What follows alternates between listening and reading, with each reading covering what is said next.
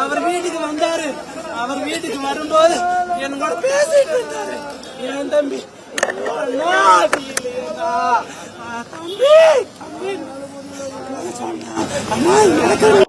சொல்ல சொல்ல பின்னாடி ஒருத்த தாடி வச்சு வந்தா அவன் சந்தேகமா இருக்குன்னு இப்படி இழுத்து இப்படி பிடிச்ச குறி வைக்கும் போது இந்த விரல் வெட்டு இந்த இடத்துல ஒரு வெட்டு வெட்டிருச்சு.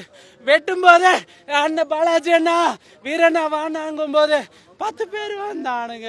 அண்ணா வெட்டு கீழே கிடந்து பாருங்க. ஐயோ ஐயோம்மா ஐயோ உளவுத்துறை எங்க போச்சு? போலீஸ் கையால போச்சு.